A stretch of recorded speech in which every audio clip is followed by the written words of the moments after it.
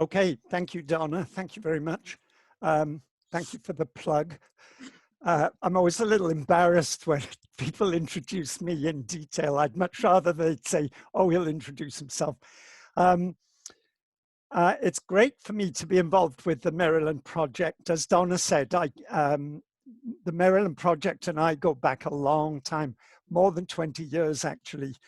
And my visits there have been very stimulating, very educative, and also enormous fun. I've rarely had as much fun as I've had with that project. And I'm thinking of Donna and Jenny and Sandy in particular, who were the core team when I was last there. So even though I'm not there in person, it's great to be with you today. I've never been asked to do 4 2-hour webinars like this, and I can talk all day about charge or anything else. So that's not daunting. What I think is daunting is that you have signed up to attend 4 of these webinars. And I'm glad you've got some breaks between them, but I hope they will be useful for you. I'm quite good at keeping an eye on the chat box. So if you have a question, if I've said something you don't quite understand, if you want to share an anecdote, fairly short anecdote that backs up what I'm saying or contradicts what I'm saying, that would be fine, because I'm going to be generalizing about a very broad population.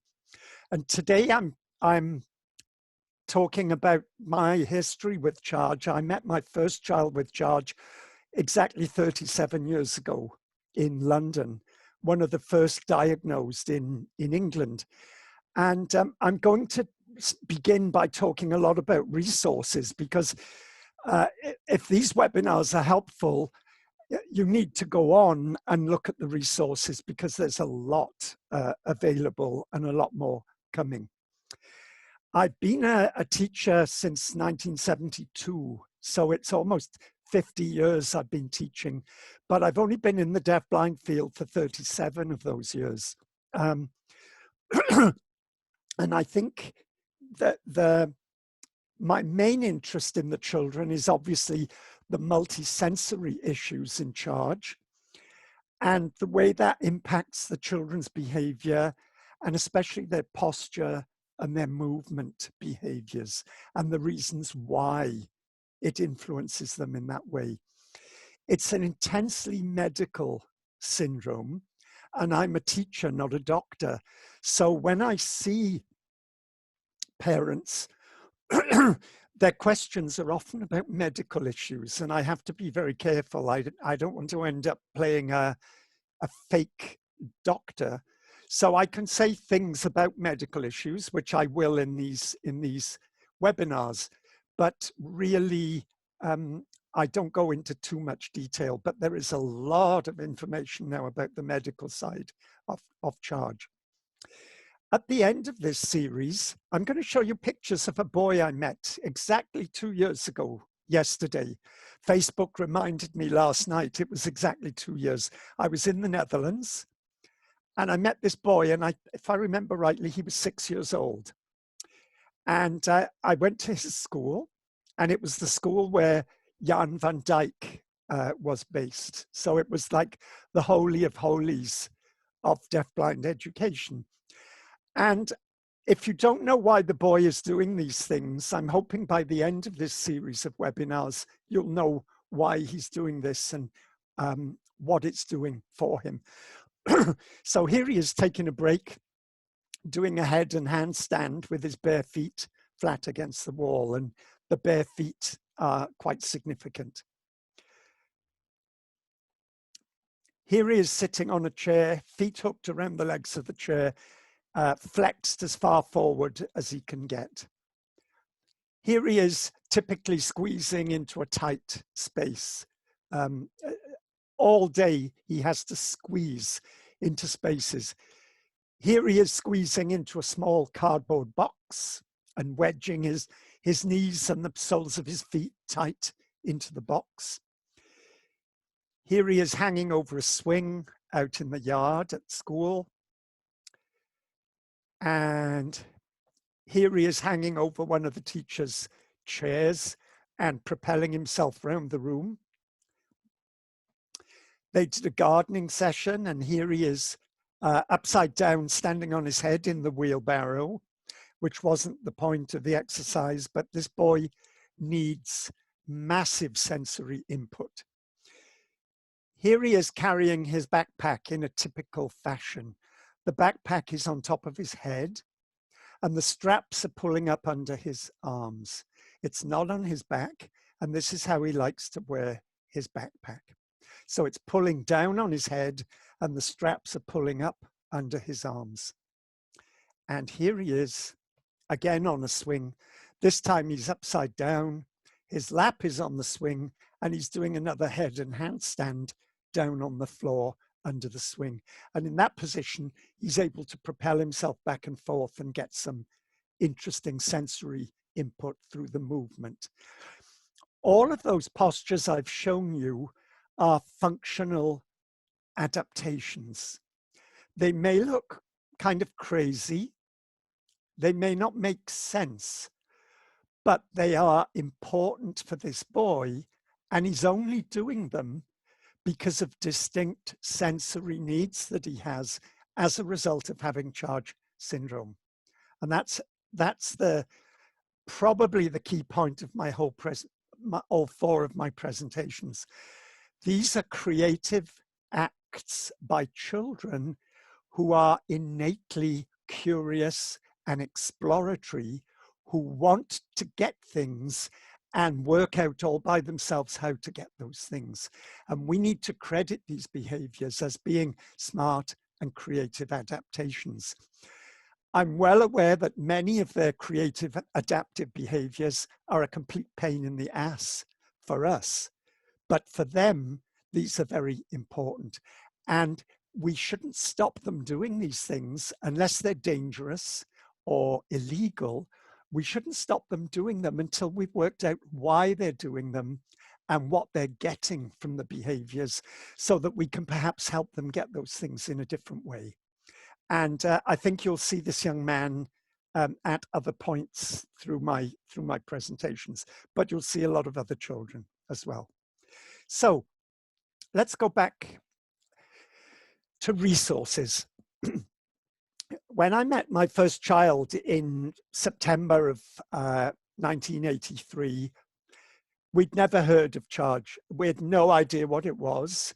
The family had very little idea, but they'd been given the name.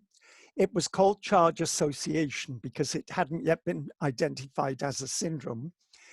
And I remember going to the British Medical Association library to look for articles, and I found, I think, 4 articles about charge. They were all medical. I couldn't understand them very well because they were very medical. But all 4 of them said that mental retardation was part of charge. And I remember being puzzled because the little boy I worked with, who was 10 months old when I met him, didn't seem to me to be mentally retarded. He had lots of problems, but he seemed to me to be quite smart, and he could demonstrate memory. He had problem-solving abilities. So I was a little puzzled by the articles.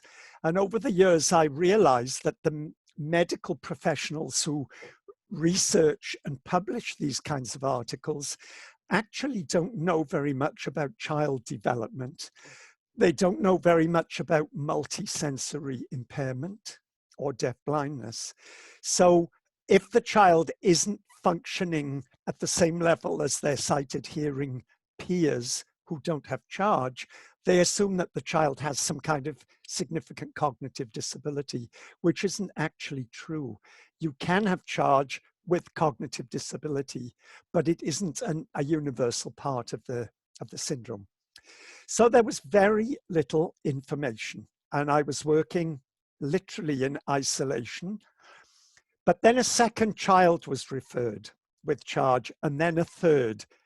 And then I was able to put those parents in touch with each other because they were all in isolation. And within 4 years, we had a UK charge group specifically for parents. And in about 1997, I started to organize an annual family picnic at our centre in London, the last Sunday in August every year.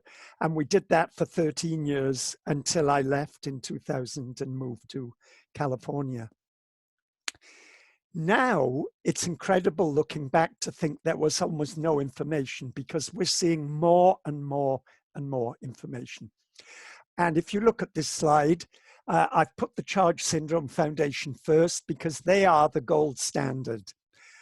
That is the main international organization for this syndrome. Their website is packed with information, and they undertake and organize all kinds of things for families. They currently have had some big fundraising drives to raise money for families with children with charge who are out of work because of the pandemic, in order to provide some financial support for them. Every 2 years, they organize a phenomenal international conference, which some of you who are listening today may well have attended. The last conference was a year ago in Dallas. There were over 1,200 people there, including more than 250 people with charge syndrome. And it's a wonderful 3 or 4 days, because everywhere you go in the hotel, every elevator that opens, every door you open, there seems to be somebody with charge there. And in the end, charge gets to be the norm. And the parents say that is such a relief and such a joy for them. But people with charge say it's even more of a joy for them to be the people who really belong in that setting.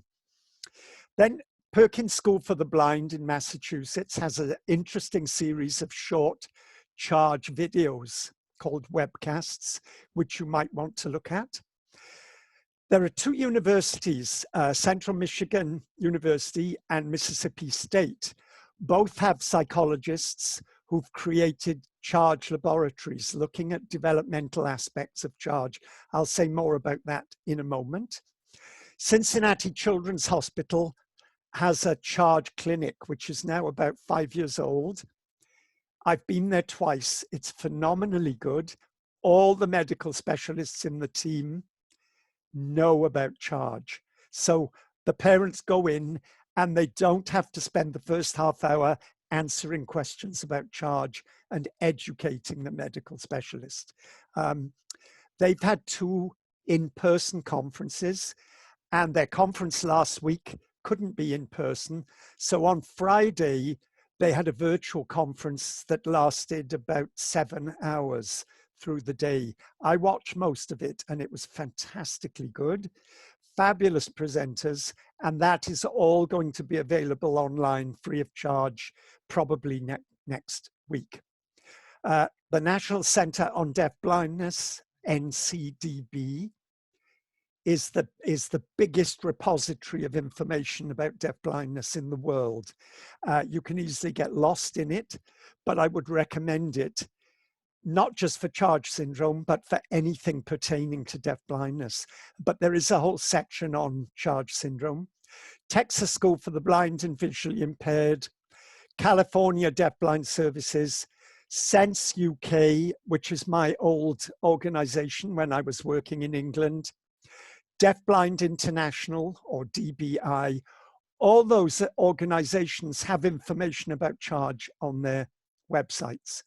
And I must say, Sense UK has a very nice charge information packet, which again, you might want to download. And of course, all these things are available free. There are books from the USA, from Australasia, and from Germany. The book on the left is the American book, which is now 11 years old. It's currently being rewritten and expanded. And 2 days ago, I got the proof copy. So the book is almost ready for publication. I wrote one of the chapters, so they sent me the proof to proofread. But of course, I spent 5 hours reading the book because I couldn't wait to get it in my hands. So the picture you see, that book will be superseded probably in the new year.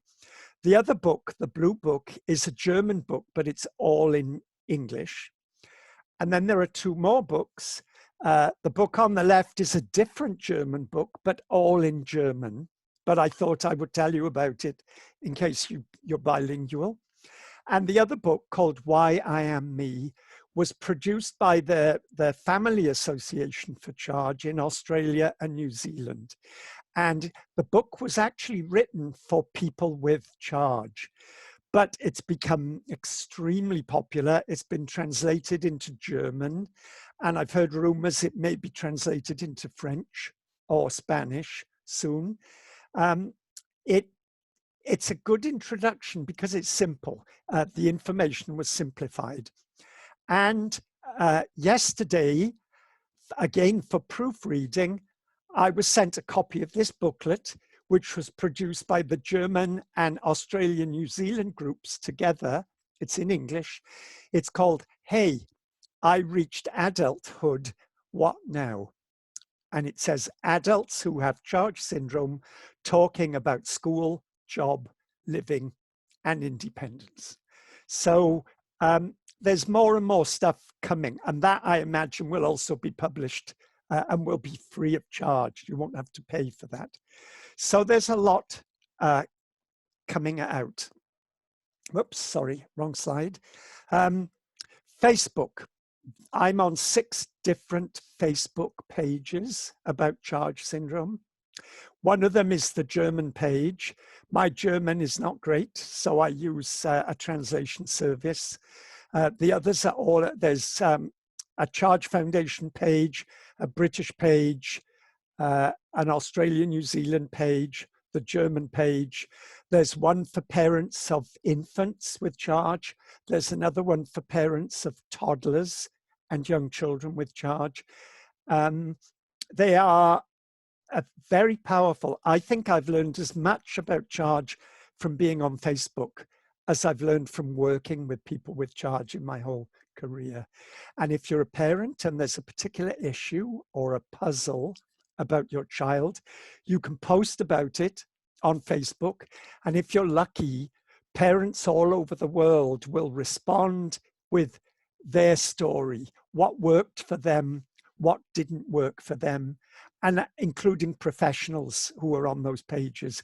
And I often jump in with my 10 cents worth of information.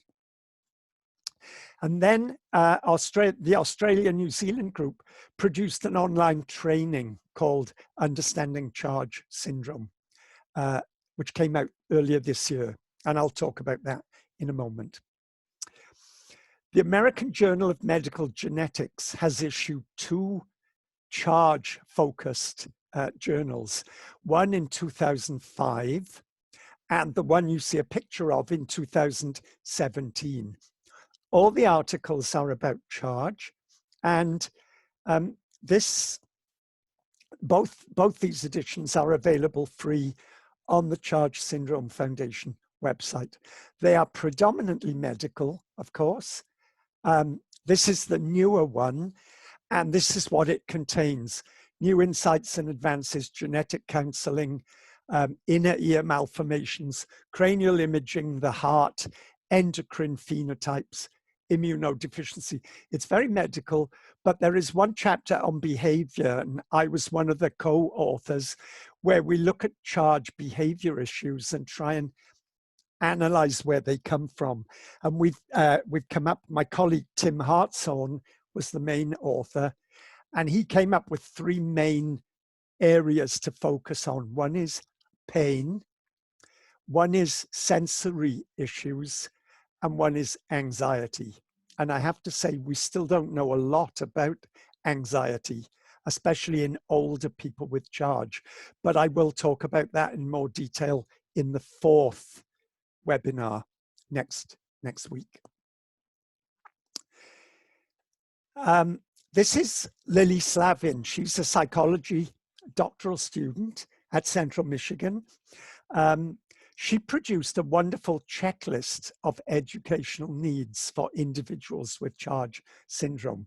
I I took a picture of the checklist and it looked so boring as a slide that I put a nice picture of Lily up instead. I haven't told her I'm doing that, but it's such a nice picture. She's remarkably skilled, and very quickly she's learned a lot about charge. And I would recommend that you look up that checklist, because it's really, really good. And especially if a child has an IEP coming up, you want to look at this checklist and get an idea what kind of things in general do specialists think children with charge should have considered when the IEP is being created and when the education program is being pulled together. Then a pediatrician, originally from England, now in Canada, Dr. Kim Blake.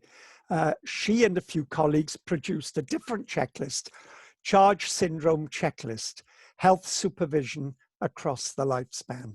And again, this is available free, and it's a great thing to get hold of in order to bring yourself up to speed with which kind of medical professionals should be involved with the child, for which reasons, at which stage of their development. And you see the 4 columns that are colored say infancy, childhood, adolescence, and adulthood. And again, it's kind of quick fix, bring yourself up to speed document. Someone's asking if Lily's checklist is available online, and I'm ashamed to say it is, and I can't remember where, but I promise by Thursday I will have found it. And also Kim Blake's health medical checklist is available online. But I will make sure I let you know where you can find them. Or I will send them to Donna Riccobono and they can mail them out to all of you. They're fairly short documents. On the Charge Syndrome Foundation, there's also a different document produced mainly by Meg Hefner. This is developmental milestones in Charge Syndrome. And I've made a shot of the first page. It gives you an idea of, generally speaking, when do children with charge first sit unsupported? When do they first stand unsupported? When do they walk independently? When do they begin to use first words or first signs? How does feeding develop? Because most of those areas of development are delayed because of the complex nature of Charge Syndrome. And I know this is on the Charge Foundation. I have a feeling the other checklists might be on the Charge Foundation website, but because I have my own copies of them, I didn't think to check where they are. I'm sorry about that. The Charge Syndrome Foundation fundraises a lot for research. I won't show you that too much because it's not terribly interesting. And some while ago, these are the issues they said they wanted to prioritize for research. Behavioral issues, cochlear implants, control of excessive salivary secretions, enuresis or bedwetting, genetics, growth, bone, cartilage, and muscle development, immunology, hormones and fertility, life cycle issues, neurological issues, and sleep disturbance. And just glancing down that list, these are just priorities, and you get an idea of just how complex this syndrome is. There's also a Charge Syndrome clinical database at the foundation, which again was created by Meg Hefner. And that database, amongst other things, it gives an idea of the frequency with which certain symptoms of charge exist in the population. But also they have a database of recommended practitioners. And if you move to Houston or Cedar Rapids or Atlanta or San Diego, you can write in to the foundation and they can send you a copy of all the the medical practitioners who are said by families themselves to be good at working with children with charge, to have prior experience of them. So there is lots available. Central Michigan University has a psychology department run by Tim Hartshorn. He is a parent as well as a psychology professor, and his doctoral students, Lily Slavin, who I've talked about, is one of them.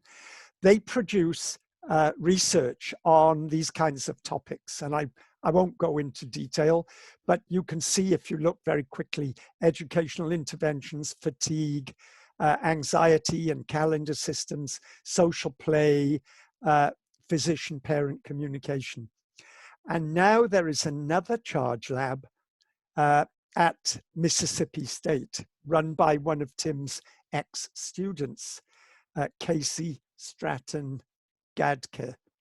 And some of the things they're researching: behavioral supports provided in IEPs, perceptions of sexuality in charge, treatment approaches to behavior concerns, differences between charge and autism, and functional communication training.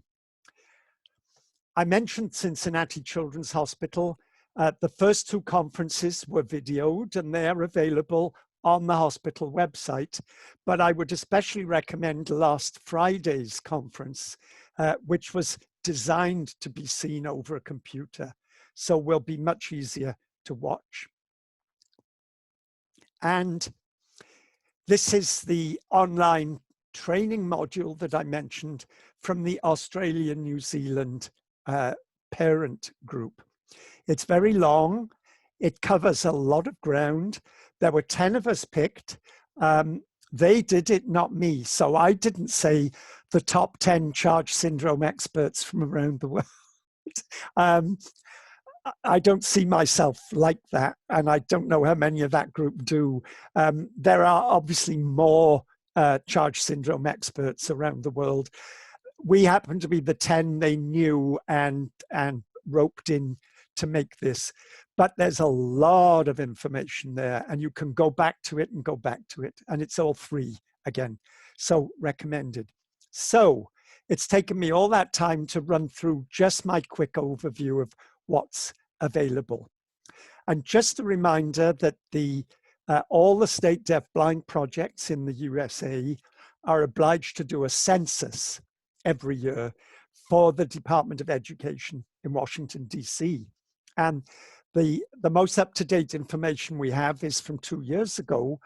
And you see there were 11,081 children on the census, and many, many different etiologies or causes. But the biggest single one was charge syndrome. There were 958 children. So it's getting up to 10% of the population.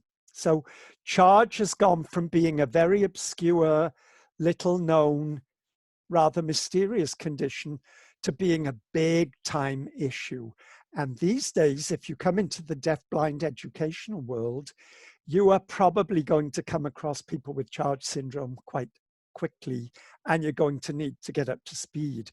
Fortunately, it's much easier now to get up to speed than it was 37 years ago, when it took me a long time to get up to speed. And it's a very tight international community. This is an old photograph from one of the Australia-New Zealand conferences. Here is a photograph from one of the German conferences, which are held every 2 years. This year it was cancelled, of course. This is a photo of the first one in Switzerland, which I was fortunate enough to go to. This is from one of the big American ones. This is the Mother's Night Out. Men are excluded. I hear it gets pretty wild. And I whined about it and said I so wanted to be a fly on the wall. And they told me they'd make a special dispensation for me to attend, but I didn't feel that was fair, though I'd love to be there and hear what they're saying. And This is an old photo taken at a meeting of the Texas Chargers. Texas has its own statewide group for families, very active, very powerful. They have a conference, I think, every year. Every 2 years, they invite outside speakers, and I, along with other professionals, have been to about 4 or even 5 of their conferences now. So that we've seen the population change. It's grown a lot. Here is the first child I ever met. He was 10 months old when I met him. This was taken when he was about 4 or 5. At the time, he seemed very complicated and very confusing. The biggest confusion for me was that he seemed very intelligent, but he kept lying down on his back. And whatever you did, he wanted to be flat on his back from 10 months all the way as he grew. And there were times when if you insisted he sit up, he would throw a tantrum and get terribly upset. And that didn't make any sense at all. What I didn't know then is that almost everyone with charge has major damage to their vestibular system in the inner ears. We didn't get that confirmed until 1995. So 12 years after I met this little boy, a research paper showed that a group of 6 adults with charge all had damage because they were able to do imagery, scanning of the inner ears. James seemed very complicated. Now, when I look back, he was very straightforward. He had fairly minimal medical issues. They were reasonably easy for his family to handle and deal with. And children like that now are in the minority, very definitely.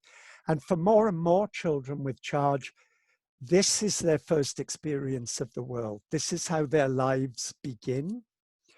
In medical facilities with massive medical intervention, they're often wired up in all sorts of ways.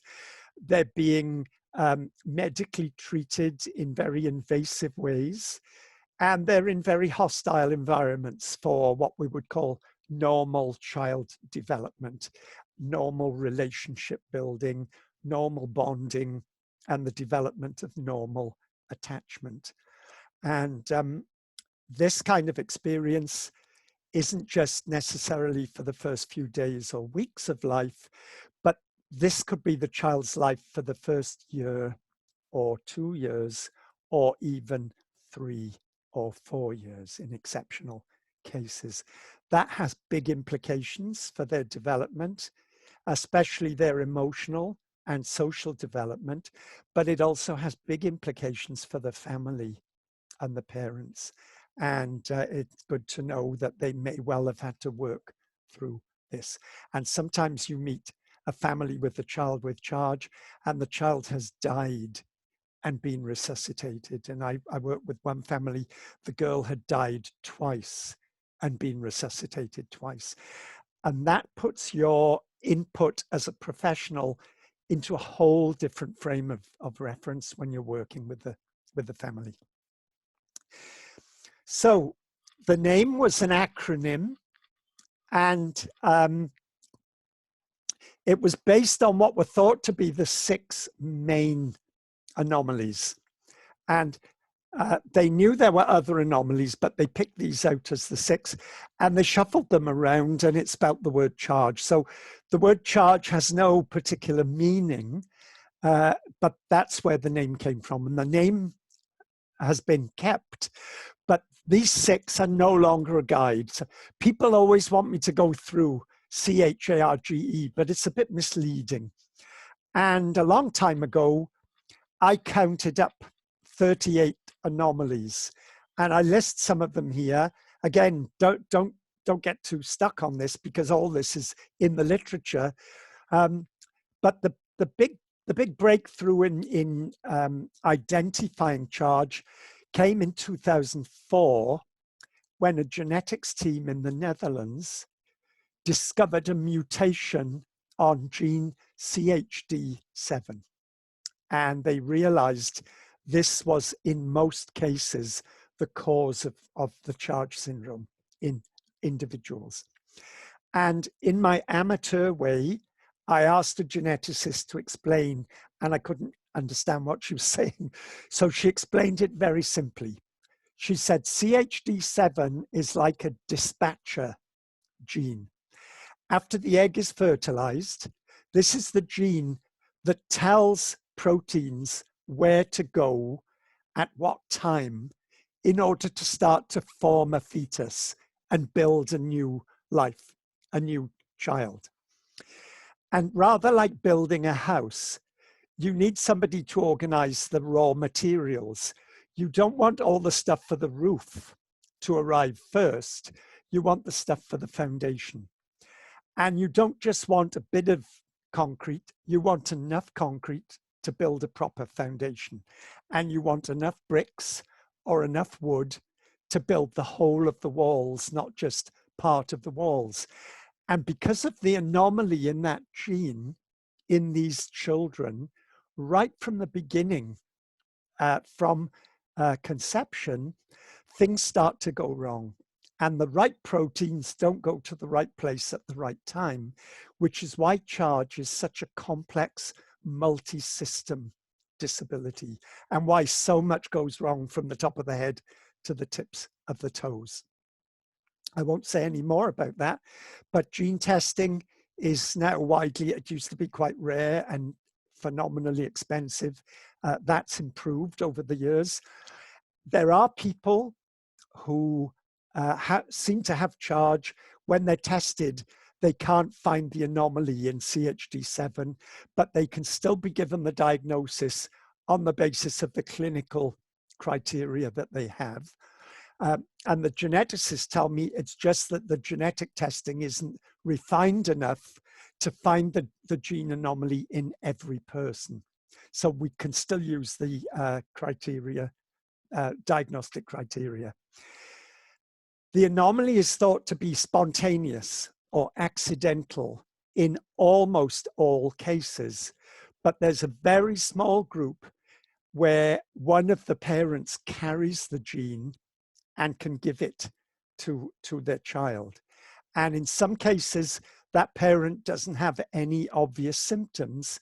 In other cases, the parent might have one or two very mild symptoms of CHARGE, but they didn't realize that's what they had until they had a baby with full-blown CHARGE syndrome. And then if they were then tested as well, it was discovered they were carrying. But carrying the gene is quite rare. It's generally speaking said to be a completely spontaneous accident. And then I mentioned facial palsy, cranial nerve anomalies, semicircular canal anomalies, which create vestibular problems, dental anomalies, sense of smell anomalies, seizure disorder, immune deficiency, and sleep apnea. I just picked almost randomly things that interest me to make that list. And I'll say more about many of those, including, because they're very important, the cranial nerve anomalies.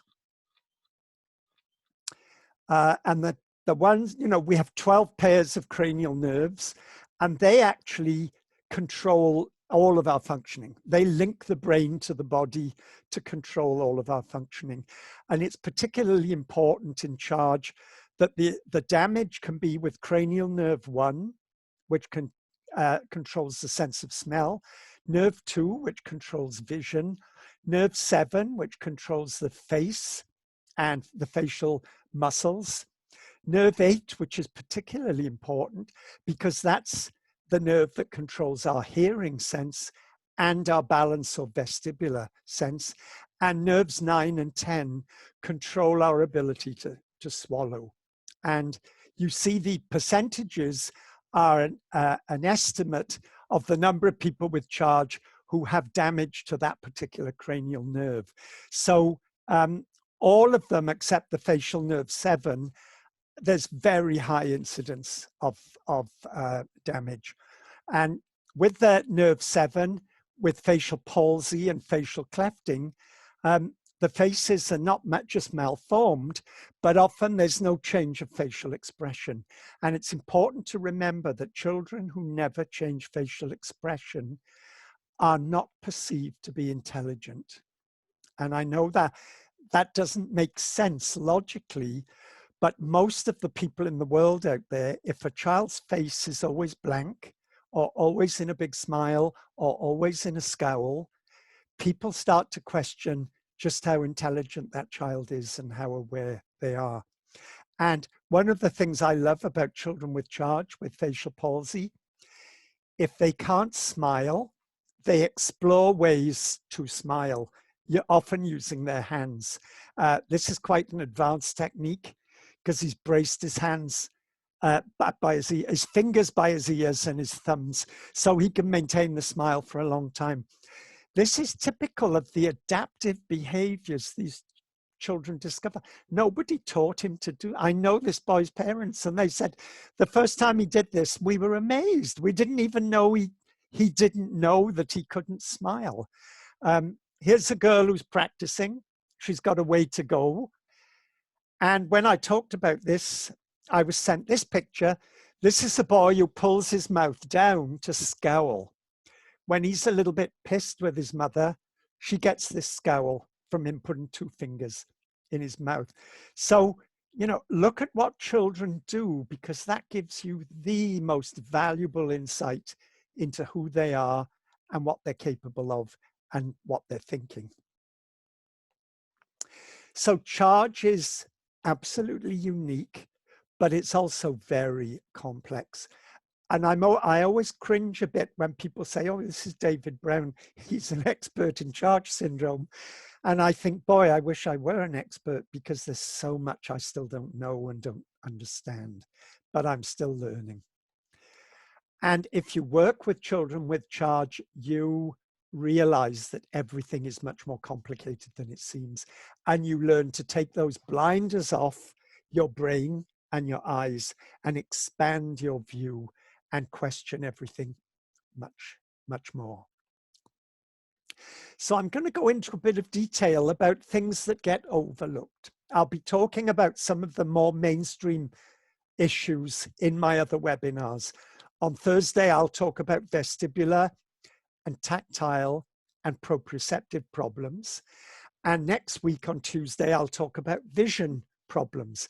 But there's a whole host of other issues, many of them rather medical, which when I mention them to parents or teachers, people are often a bit surprised and they say, oh, I didn't know that, or oh, I never heard that.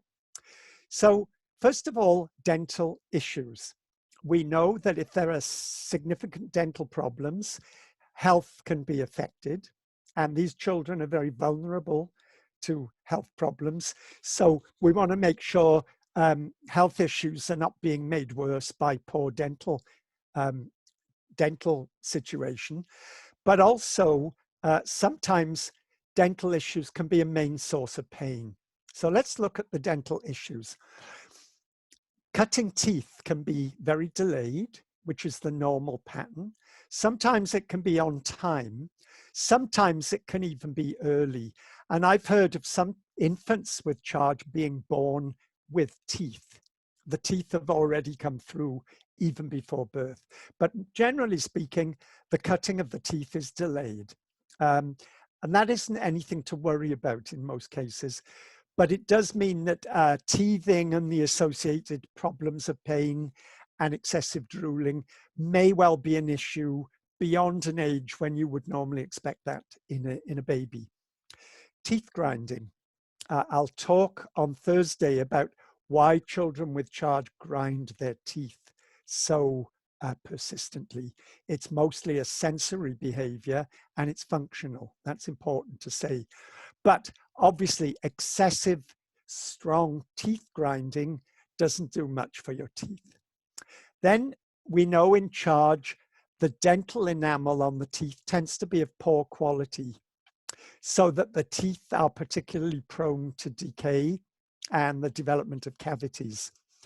And I always push this point because I know of lots of parents, and they keep popping up on Facebook, They've been very careful with dental care for their child, but the cavities develop. Then they go to a dentist, and the dentist basically tells them off for not looking after their child's teeth properly, because in all fairness to the dentist, they don't know about charged teeth.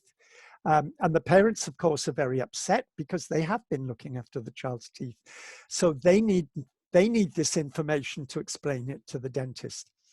Then there's often a behavior of pouching food at the sides of the mouths, which can be a sensory behavior. It helps them to feel their face and their mouth more effectively. They often cram food in the mouth until it starts to spill out. And sometimes the pouching is because there are issues with texture and temperature and some difficulties with swallowing, not life-threatening, but difficulties with swallowing. And the kids keep the food pouched for a while until they feel more confident about swallowing. And obviously, if you're pouching food against your teeth for long periods of time, that isn't good for the teeth.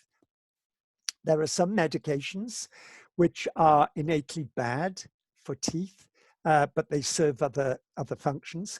The children often have reflux and vomiting, and when those stomach acids come up into the oral cavity, it can be damaging, especially over time, to the dental enamel. And if it's poor quality anyway, it's a bad scene.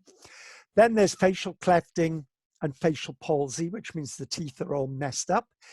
And a big issue can be misaligned teeth. So instead of the teeth growing next to each other, one of them will grow into the one next to it. And this can be a very significant cause of high-level pain. And when the child's behavior falls off, when they get very distressed, when they start to show new behavior issues, it's always important with charge to think about pain.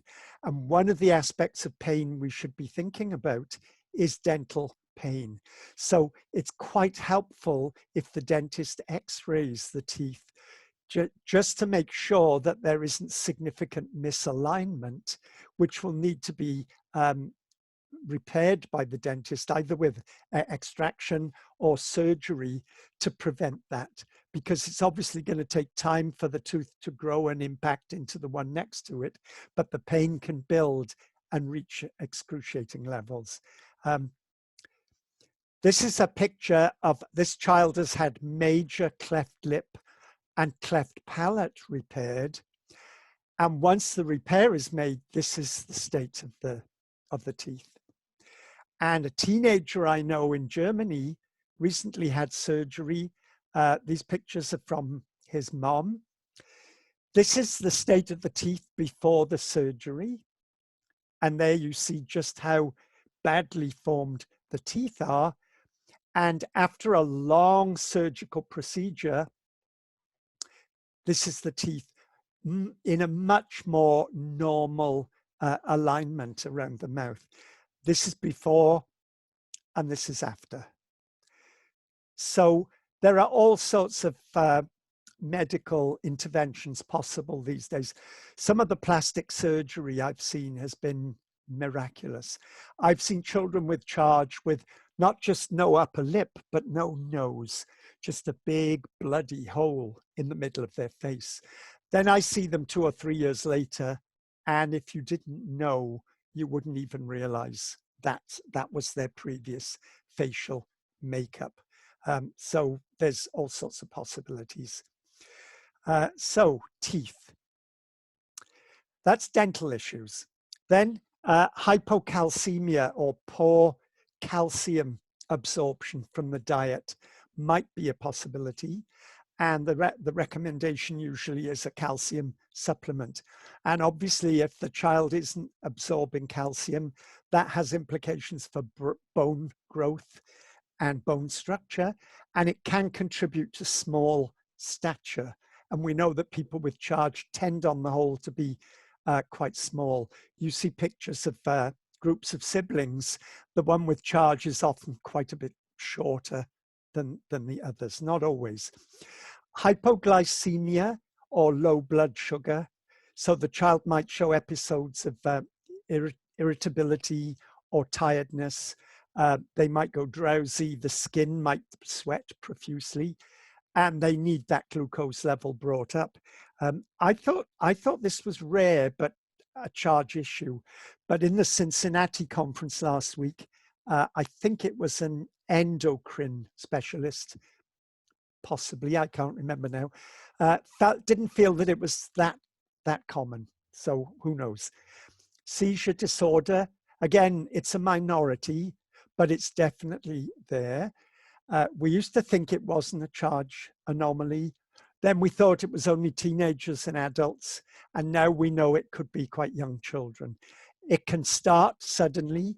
It can disappear suddenly. But it might become a permanent feature and the child might need medication. Migraine. Migraine in the head, but also in the abdomen.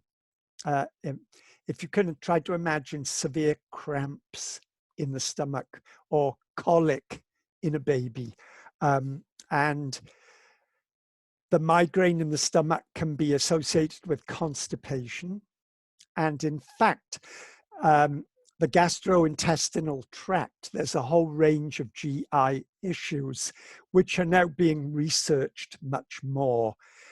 There was a whole panel on Friday in the Cincinnati conference talking about gastrointestinal issues and how much we need to learn about those. And constipation results from a whole range of things. I won't go into too much detail, but the children are often placed on laxative, which they're on all their lives sometimes. And I'm a big proponent of colon massage. Here's a picture of a colon. And in colon massage, using your fingers to make firm circular movements, if the child is flat on their back, you locate them if you look at the picture at the bottom, at the child's right-hand side, you work up the colon to the bottom of the rib cage, and then you go across the transverse colon with these little circular movements to the other side of the rib cage, and then you work downwards. And in severe constipation, the child's colon feels like a metal rod inside the child. It's so compacted. And it can be quite an effective way of moving things on. And you can look it up on the internet if you need to know more about colon massage. But I'm a big proponent of it, especially if it means the child doesn't need heavy dose laxatives every day for the rest of their life. Retinal detachments, I'll talk about those next Tuesday. They're much more likely in charge for a variety of reasons. There are anomalies associated with smell and puberty and bone age. And specifically, if the olfactory globes, the area at the top and the back of the nose where the sense of smell is located, in many people with charge, they haven't formed properly. And it's not unusual for a person with charge to have no sense of smell. It's hard to test for, but many, many people with charge don't have a sense of smell. Right next to it is the pituitary gland, which is the main gland that kicks puberty in at the right age. And it's quite likely that isn't working either. And I was told once by an endocrine specialist, in his experience, most girls with charge start puberty spontaneously, but it might be a little late. Most boys with charge don't start puberty spontaneously, and they might need sex hormone therapy. So the boys are given testosterone, the girls are given estrogen. A lot of parents don't want the sex hormone therapy because the boys are going to grow. Maybe they don't have great communication or great social skills. Maybe they have meltdowns. Maybe they have self-injurious behaviors. The last thing they want is the boy growing in size and strength.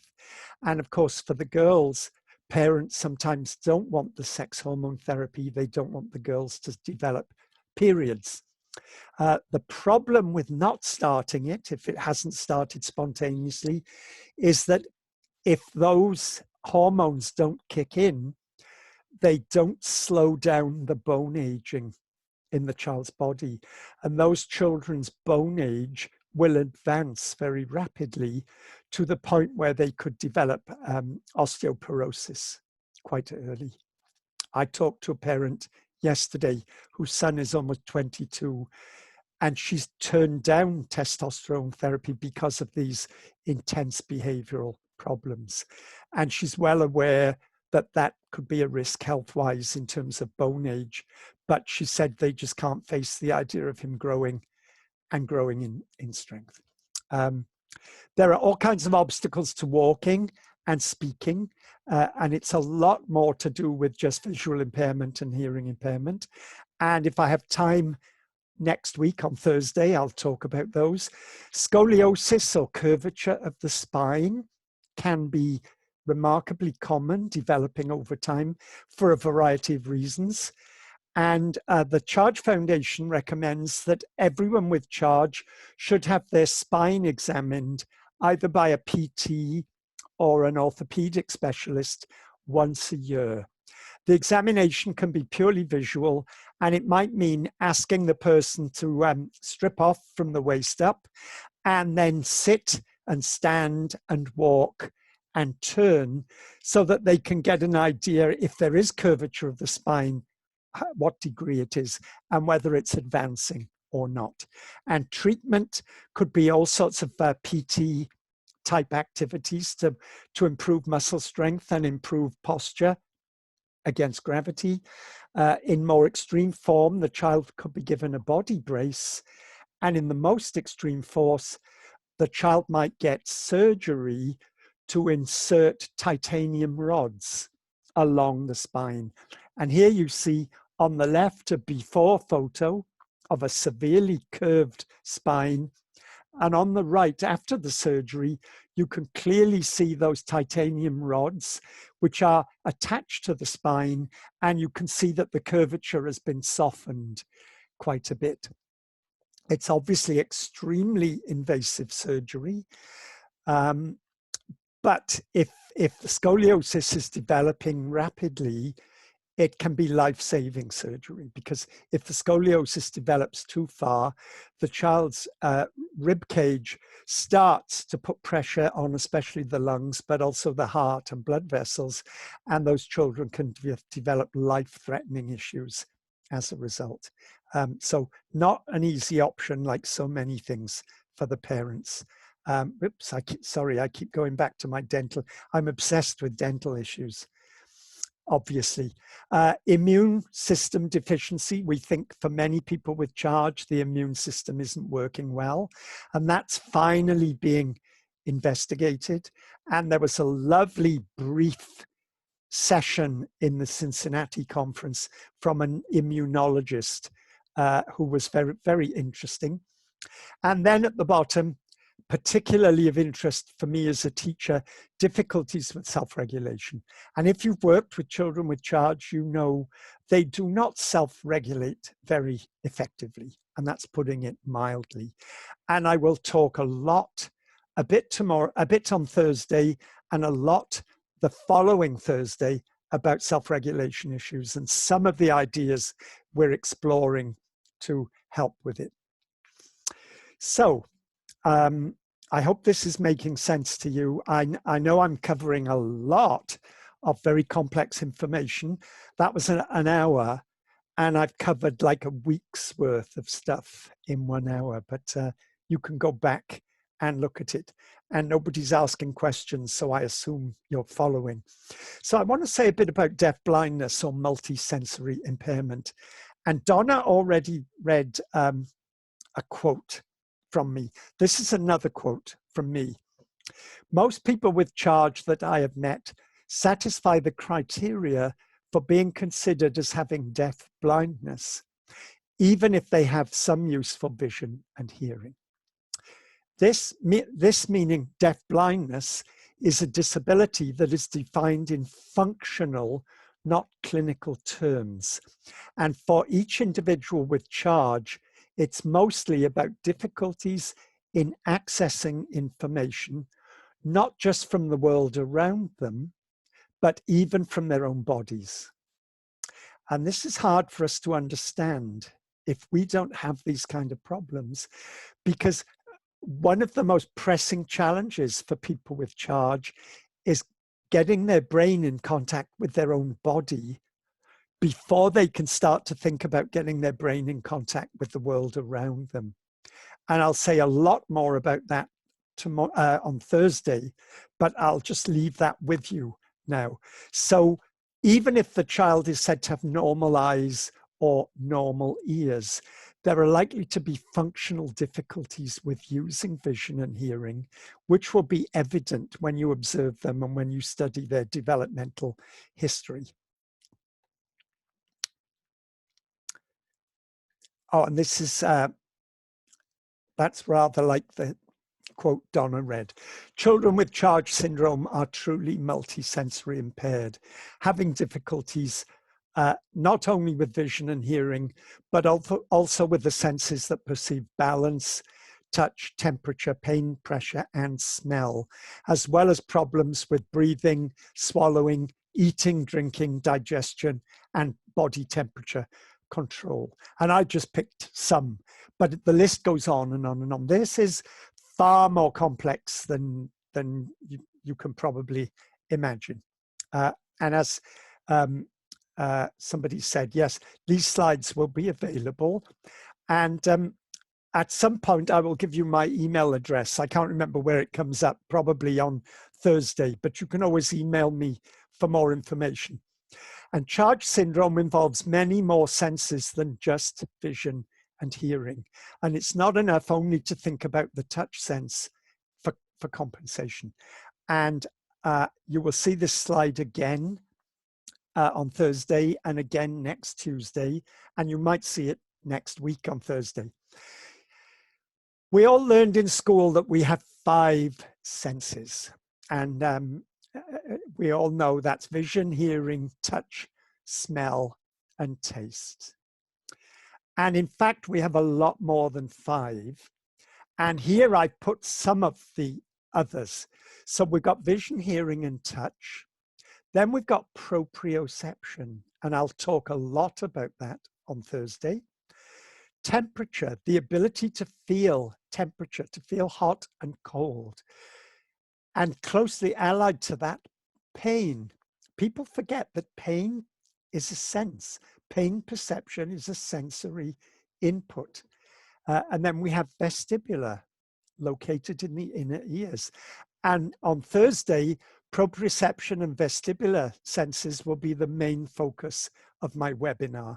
And I have a lot to say about those. And then, of course, smell and taste, which are missing or severely impaired in most people with Charge. So remember those, and remember those pictures I began with. I'm going to show you more pictures. I've learned so much just from observing children. I worked with a physical therapist who knew about sensory integration therapy. And she told me about an idea from the OT field called sensory diet. And like we have a nutritional diet, which is what we eat and drink. And just like there are times when we need savory, there are times when we specifically need salt, there are times when we need sweet, there are times when it's not just sweet, but it's chocolate that we need. There are times when I need a drink, and I don't mean iced water. I could do with a glass of wine or a beer or a single malt whiskey.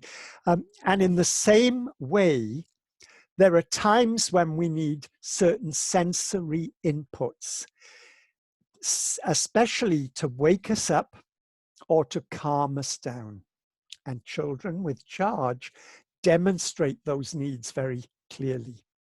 So think about looking at a child and analyzing which of these senses are they stimulating. Here's a baby with Charge. He can't sit unsupported because of vestibular damage. He can't stand unsupported because that would be very dangerous. But all by himself, he's learned to do this. He's on the bed, he's standing on his feet, his legs are straight, his butt is up in the air, he's arched over, and his head and his hands are down on the bed. He's getting a lot of touch input. His feet must be pushing into the mattress quite hard.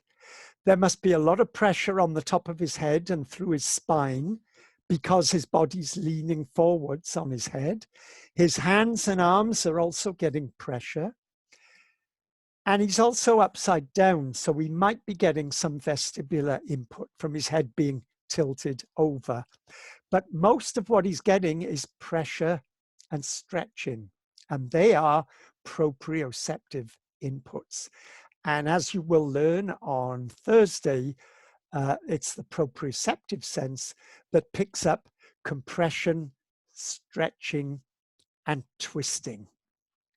And this boy is of an age where if he didn't have charge, he would be probably butt scooting or crawling around the room. He might now be pulling up to standing on the couch and then bouncing up and down, bending his knees and bouncing.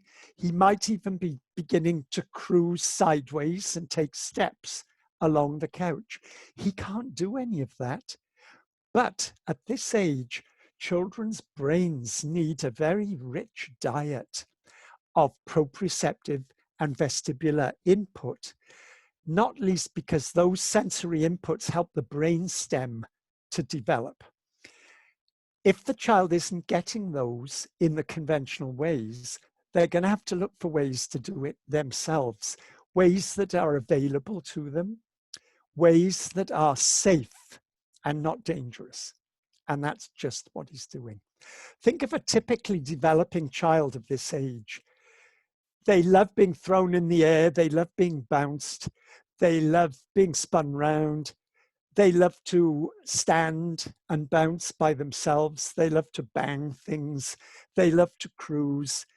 When they're mobile, they love to run and jump. They love to climb on the couch and jump off and climb again and jump off again. And they're in constant motion. If you can't do all of that, you have to find other ways of doing it. Here's an older child taking a break. The interesting thing is, I bet, let's go back to that baby. At this age, most of his regularly developing peers probably couldn't do this.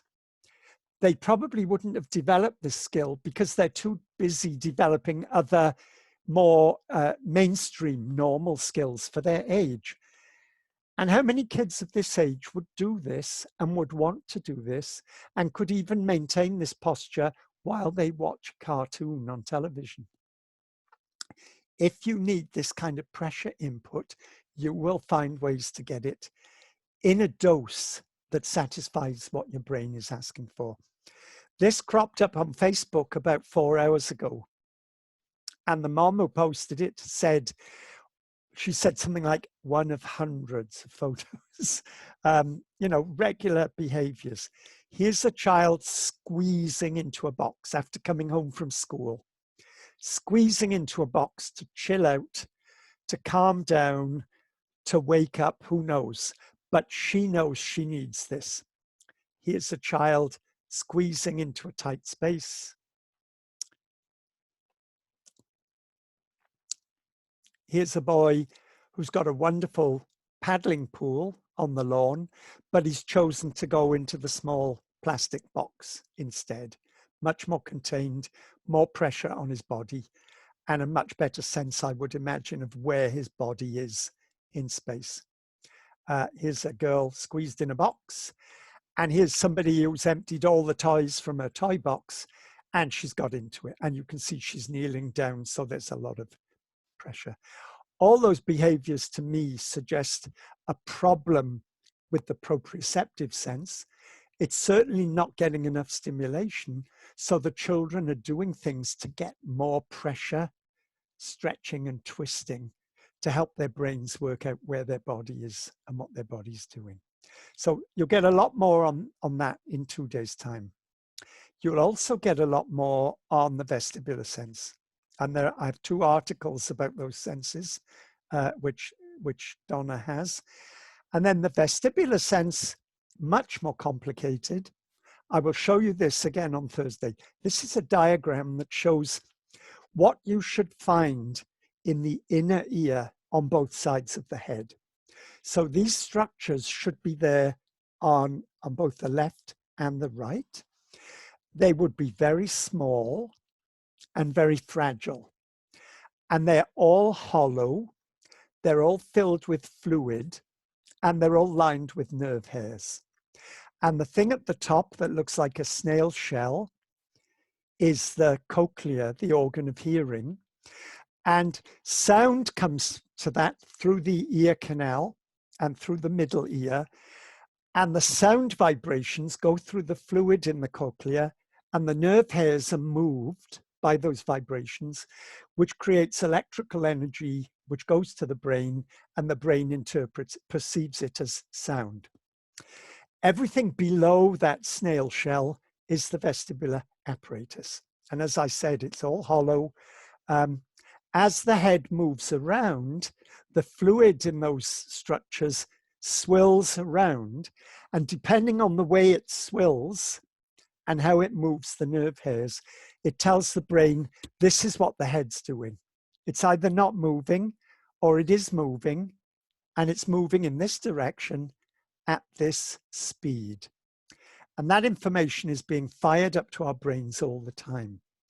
Now in charge, all of this apparatus might be malformed, or it might look good on a CT scan, but it might not be working.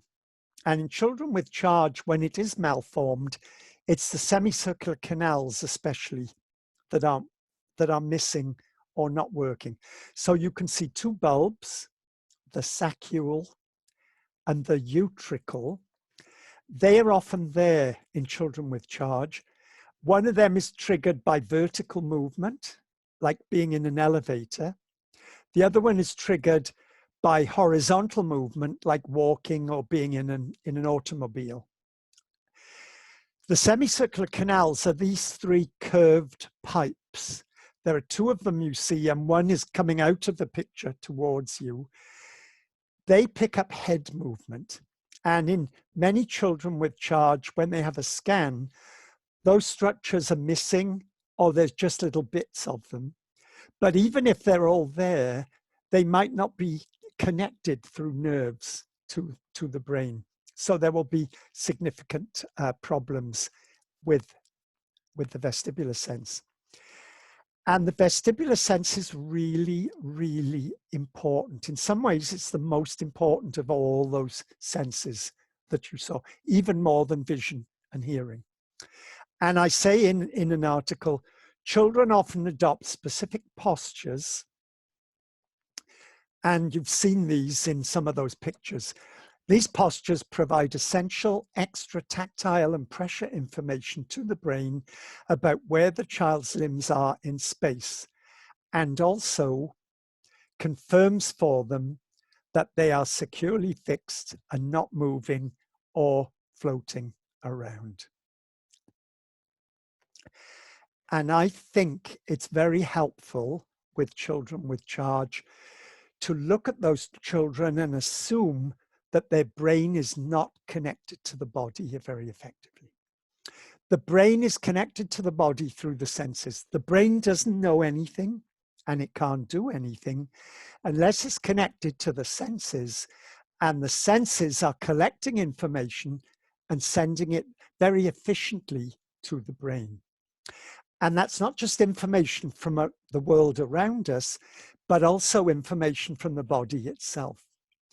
And in children with charge, it's likely all those sensory systems are missing or not working very well. And the information is distorted or fragmented, or it's coming through very, very slow, but it could be missing completely. So I think the children's brains are not connected to the body very effectively. And for reasons I'll go into, well, here's the quote. For this reason, they want to get their brain in connection with their body as a top priority. And it was Jean Ayres, the OT who invented sensory integration therapy, who said this: after air to breathe, postural security is our next most urgent priority. In other words, we need to know where our body is, and we need to know that our body is safe.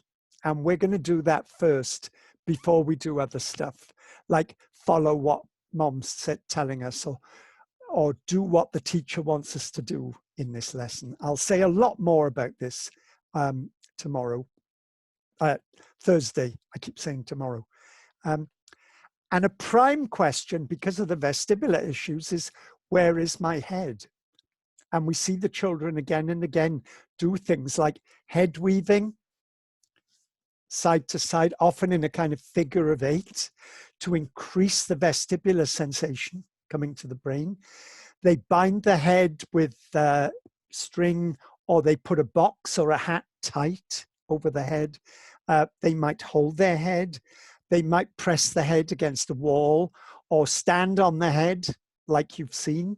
And they may also clench the jaw, grind the teeth, or when they're up and walking, they might need to bite on something. They might walk much better if they're biting on something than if they don't have anything in their mouth to bite on. And as I say, I will say a lot more about that. I was pleased at the last Charge Foundation conference. I've been going on about this stuff for over 30 years, and people are starting to listen. It's so exciting. They're starting to listen. And at the Charge conference 3 years ago, there were all these breakout sessions about the kinds of things I've been recommending: promoting recreation and physical activity, managing the sensory environment, quality adaptive physical exercise, variables that impact walking, purposeful play, how wrestling can benefit children with Charge. Kate Beals talking about connecting the dots. She's an OT trained in sensory integration therapy. They were breakout sessions.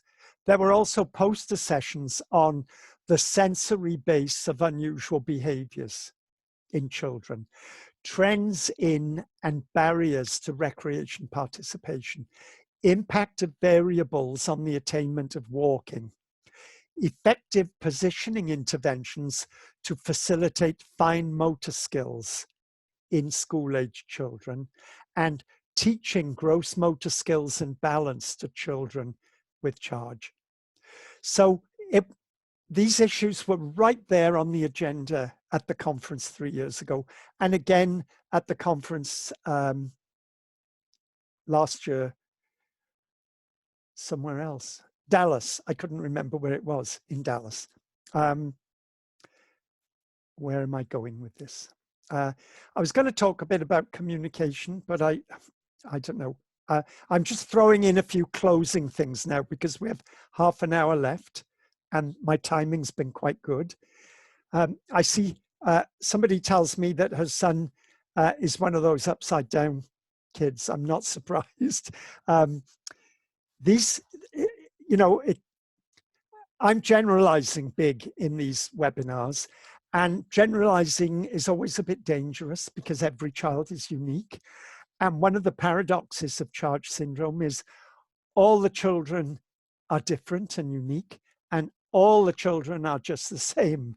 And it's like, and people come up to me after a and they say, I don't know them or their child, and they will say, all day you have been describing my son.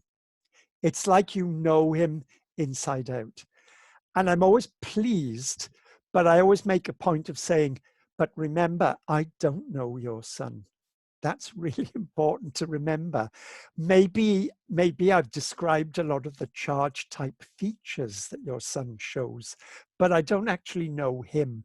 So I would have to rely big time on the family and his local professionals and my own observation skills to bring me up to speed with who he is. Though I do have a basic knowledge of the syndrome, which is very helpful. So I think, you know, presenting the children with lots of communication options is important. And I think everyone with charge should be introduced to sign language, either visually or tactually, right from the beginning. If they're going to speak, that won't delay their speech. It will actually help to boost it. And there are a whole range. I'm not talking about hearing in these webinars, but auditory considerations, the ear malformations of the outer, middle, and inner ear. There are brain malformations which can impact auditory perception. The suppressed immune system can lead to repeat infections, and ear infections are very, very common in children with charge.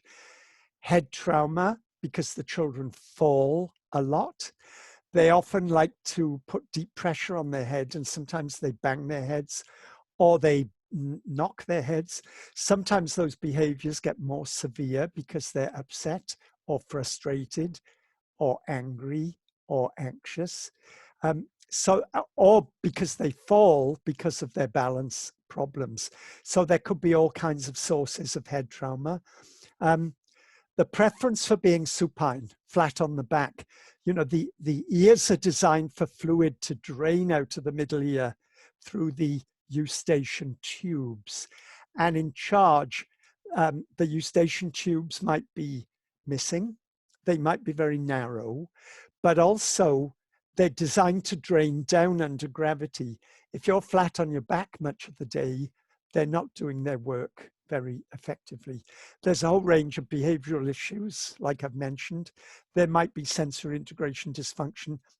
They might not tune into hearing because they're far more fixated on vision and touch. And hearing might be just a damn nuisance to them. And hearing can deteriorate over time. And we don't totally know all the reasons for that, but it can happen. So it's like everything I'm saying, it can be very complicated. The health issues are big if you're an educator, especially if you're school-based, classroom-based. You really have to address the child's health issues. Some children with charge go to school with a full-time nurse. And many of the children need like paramedical nursing type interventions. A lot of these children are gastrostomy tube fed. Many of them need suctioning. They might need oxygen. They may well need medication administered at specific times through the day. And there might even be emergency procedures that might be needed, such as for seizures and things like that. So the health issues are complicated. You might need a school nurse available. If the child doesn't have their own, you might be looking for a school that has a school nurse on the premises, possibly. Then the fourth thing here, balancing health and educational needs in the classroom can be difficult. And of course, it is possible to include healthcare issues in the child's educational program. So early language work should include vocabulary that relates to things like suction, ventilation machine, oxygen, G-tube, nurse, doctor, and all those kinds of words, plus hearing aid, cochlear implant, glasses, contact lenses. You know, it's going to be, the early vocabulary could be quite different to a typical early vocabulary. Because I'm British people have a different attitude to cussing. And I tend to use cuss words a lot. And I suspect sometimes Americans have been offended. So don't look at the next slide if you don't like cussing. This is a picture of an oh shit bag.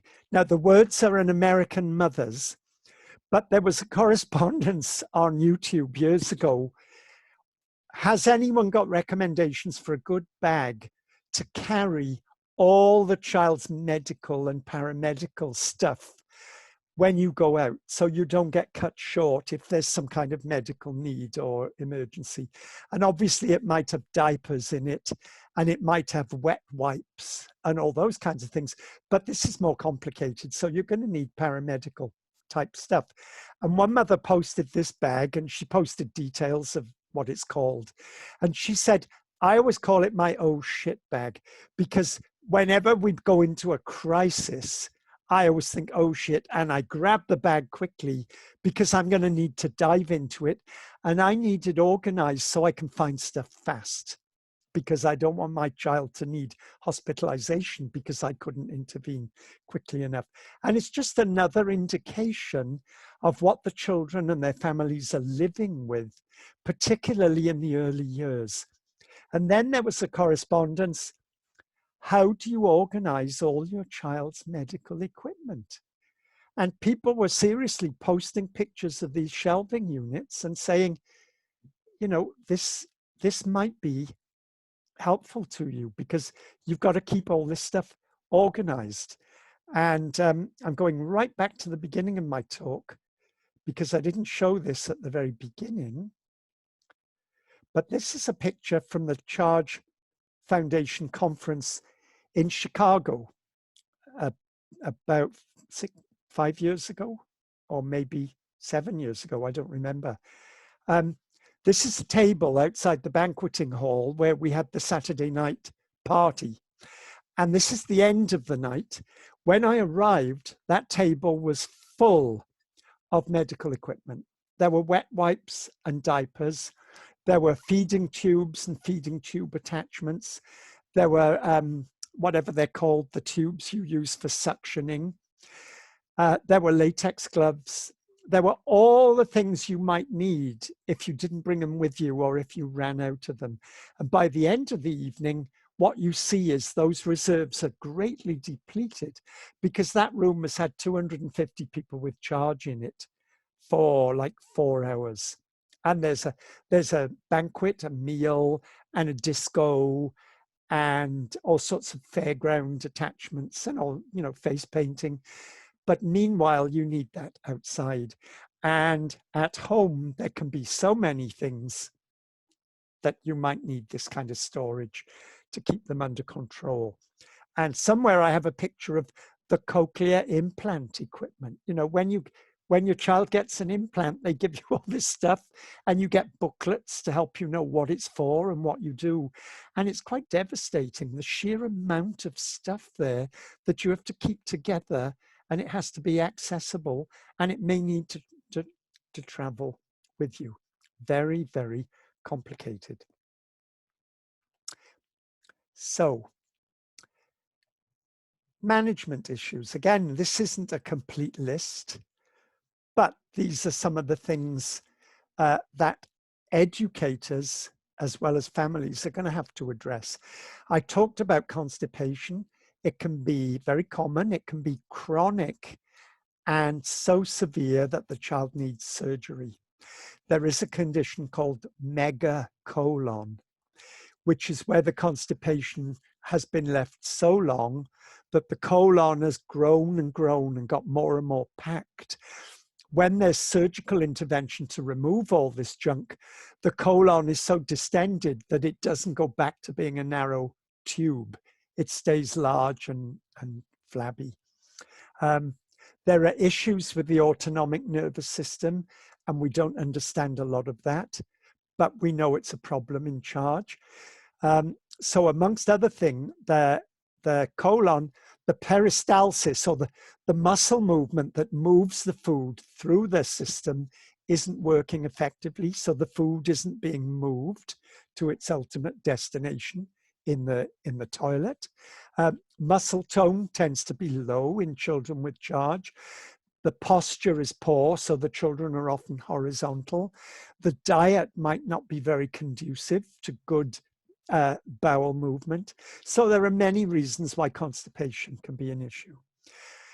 Toilet training tends to be delayed. And again, if a child is 7 and not toilet trained, people often start to think about cognitive disability. But in charge, we know there are neurological issues. Many children with charge don't feel the need for bowel and bladder movement. They also, when they're eating, may not feel full. They don't get that feeling of satiety from being full. And these are all part of our autonomic nervous system. The immune system deficiency I mentioned, these children might need to be protected from bugs because they can be really life-threatening for them. So of course, this coronavirus pandemic, it's been interesting. It's even more terrifying if you have a charged child than if you don't. But a lot of parents with charge have told me, well, the advice we've been given with the coronavirus is what we've been doing with our child ever since she was born. Washing hands, keeping germs down, only going to places we approve of, and all that kind of thing. There are big sleep issues in charge. Again, we don't totally understand them, but the circadian cycle is often very messed up, and that can be a big, big challenge for both home and school. Difficulties with reflux, and sometimes a pattern called cyclic vomiting, often associated with abdominal migraines. So these things all bunch together and are being investigated, thanks to Dr. Kim Blake, especially. I should give you Kim, if you search on Kim Blake, and if you put Canada or Nova Scotia, you might find her website. If not, I'll try and put it in one of my slideshows. All her articles are now available free on her website, and they're very good. There's also, at the Charge Syndrome Foundation, a new 20-minute talk by Kim Blake that I recommend. She's looking at later issues in charge as children go through the teens and into adulthood. What kind of medical stroke behavioral issues are we likely to see? And if you search for her on the Charge Foundation page, it's only 20 minutes long. It's off the top of her head, and it's just superb. It's one of the best things she's done. And she's amused that I think that, because they just interviewed her. She wasn't totally sure what they were going to ask her, and she just talked about it. There are issues of sensor integration. And then, of course, poor self-regulation means behavior can be tricky, to put it mildly. And I'll talk about these things in my, and I see in the chat box, you've got Kim Blake's website. Thank you very much. Thank you very much. The last article I wrote had a quote in the title, and the quote was from a physical therapist. And the quote was, "Why are children with Charge syndrome so lazy?" Fortunately, it was me she asked the question. So I told her why. Basically, they're not lazy. They can be, because they're human. They can be naughty, they can be lazy, they can be deceitful, they can be infuriating, they can be wonderful. They're people, so they can be all those things. But in my article, I say they're probably the least lazy people I've ever met. So I did a little bit of research. I came up with 21 common charge issues, each one of which can cause fatigue. So we know if you live with significant visual impairment, you can get tired very quickly because you live in a visual sighted world. If you have hearing impairment, but everything else is okay, you can get tired very quickly because you miss things, you need to be visually alert, and it just gets very tiring. Poor vestibular and proprioceptive dysfunction, if your muscle tone is abnormally low, if you have breathing problems, if you have anemia, if you have sleep problems and you never sleep all night, If you have significant heart defects, even if they've been repaired surgically, you can get very tired very quickly. All of these things, any one of these things can cause you to get tired and need a break. Well, we're talking about children who have lots of these. There must be kids who've got all 21, but many of the children we know have 7, 8, 9, 10 of these issues. I want to know why they're not more lazy. Why do they do things? Why do they bother to get up? Why do they bother to learn to scoot on their back? Why do they bother to crawl with their head on the floor to do the 5-point crawl? Why do they want to communicate? You know, we've got to get away from this idea they're lazy. I think it's a good meme. A parent said to me once her daughter was driving them nuts. This was in England a long time ago. And her mother said, she said, even when I could smack her one and just walk out, I always try and remember that she's doing her best, not her worst. And if it feels like her worst to me, it's because I'm not really trying to understand her and who she is. And I've never forgotten that. And I always think, yes, it helps me as a teacher when I'm frustrated, and I've often been frustrated, to remember these children are probably doing their best, but they're struggling with huge issues.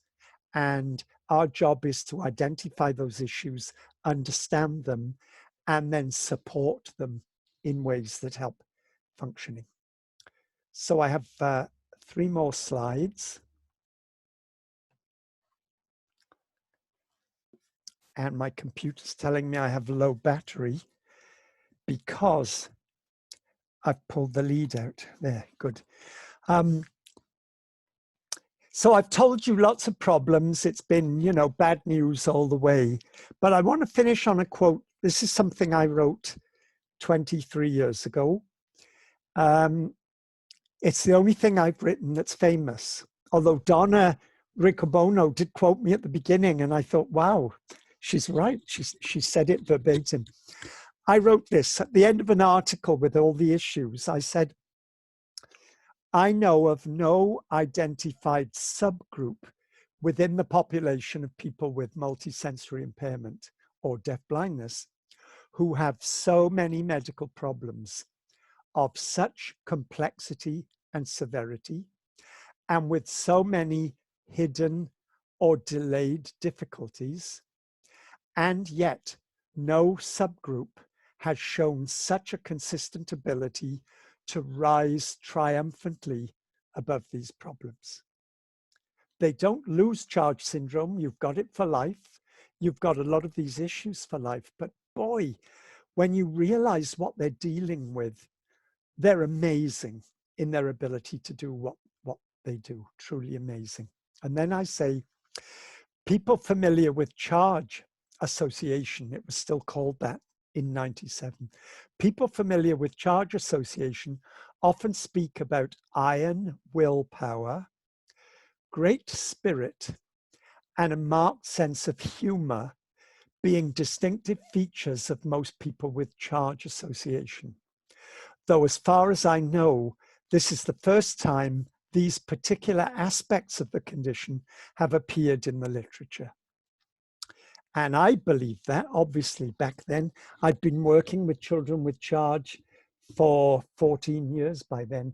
But what I say there becomes more and more true as time passes. So although I'm like the harbinger of bad news, because I'm always talking about charge problems, we need to know that. We need to understand the issues. But we also need to think positively, because these children give us lots to work with. And as I say, even if their own self-discovered strategies are a pain in the ass, we need to respect them and go with them. Unless those behaviors are dangerous or illegal, we need to support them and go with them, because they're showing us what they need and how they get what they need. And then a list from me.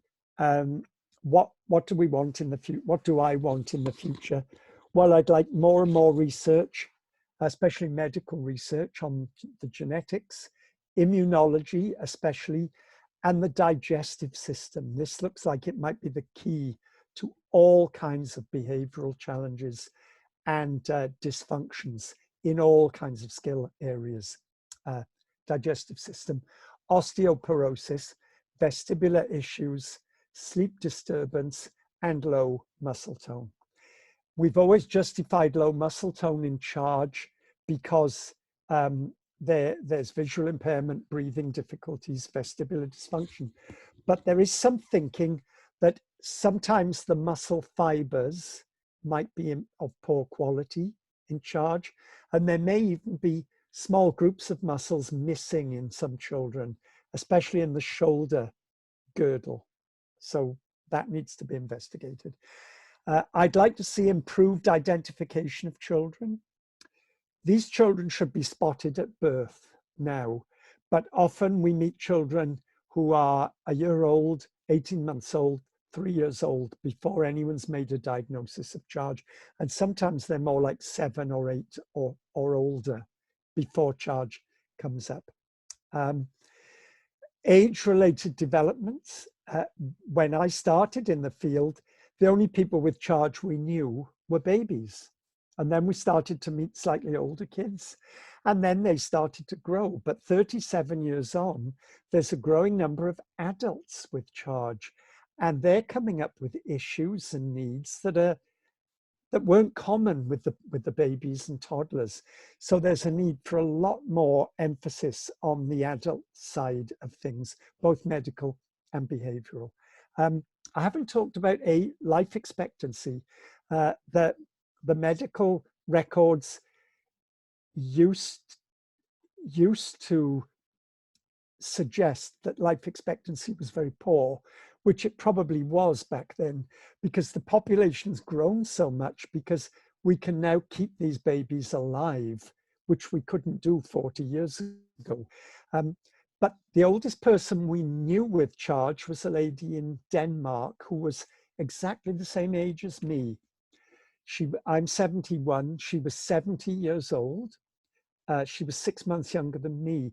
Unfortunately, she got pneumonia earlier this year and died. And I don't know who the oldest person is now, but we're hearing about more and more people with charge in their 40s, 50s, and even their 60s. So we're extending our opinion about life expectancy quite significantly. Someone's asked about when I talk about shoulder issues, I don't know the name, but you say your son definitely has one shoulder with missing muscle. Yeah, it is a problem. It hasn't been thoroughly investigated, but I will make a note to do some reading about that, Maria, so that I can give you more information on Thursday. As I say, I'm always running with the medical stuff because I'm not a doctor, trying to keep up with it. But I will do that.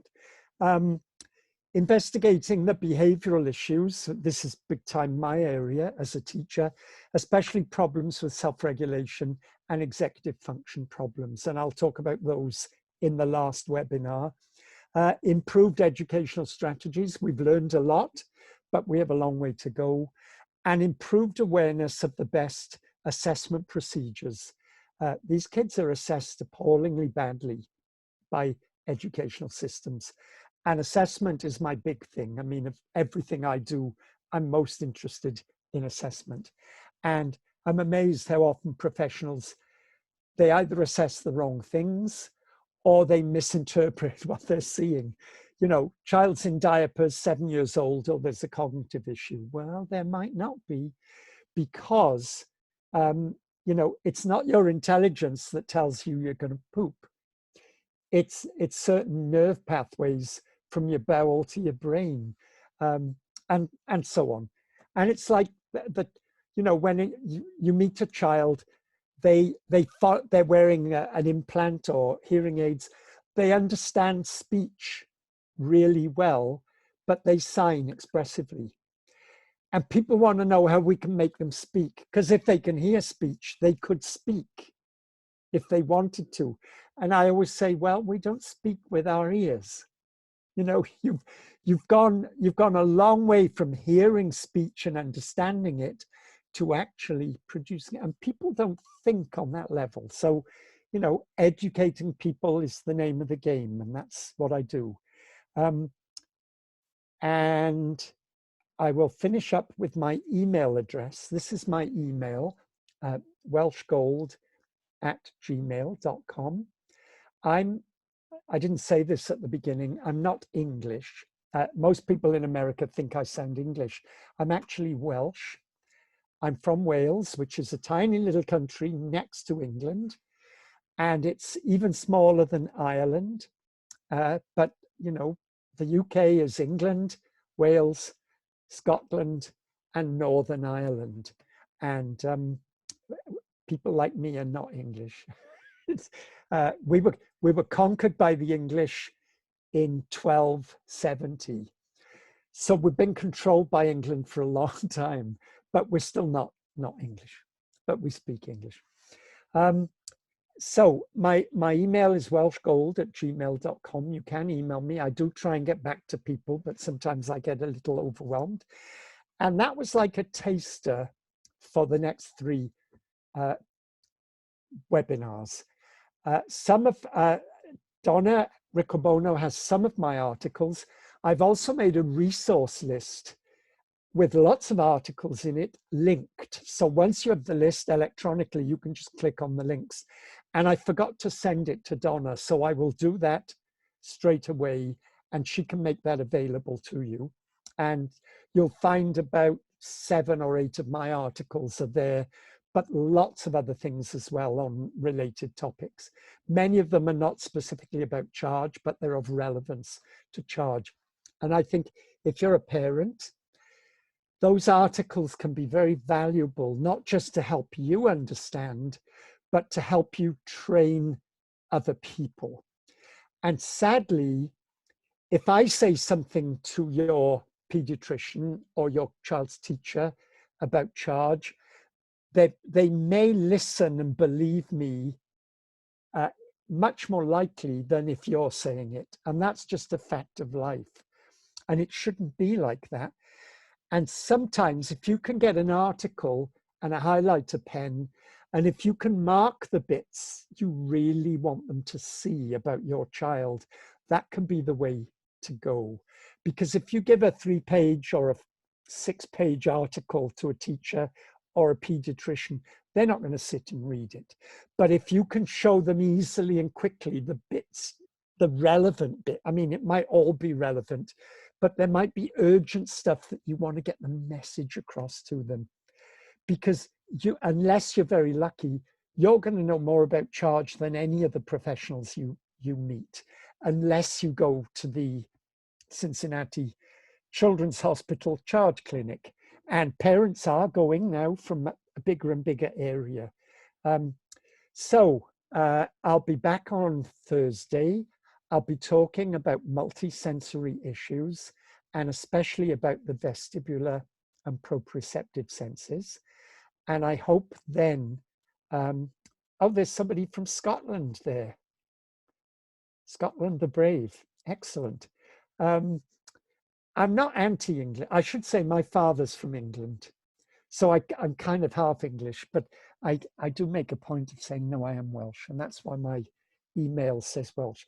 And I hope that each of these webinars will be cumulative in effect, and they'll all come together more and more as I ramble on over the next 4 days. So thank you for coming.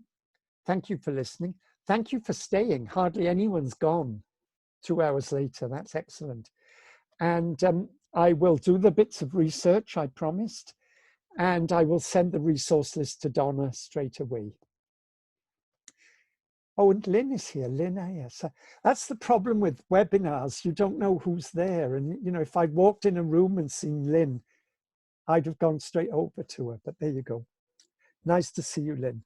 And I will see you on Thursday.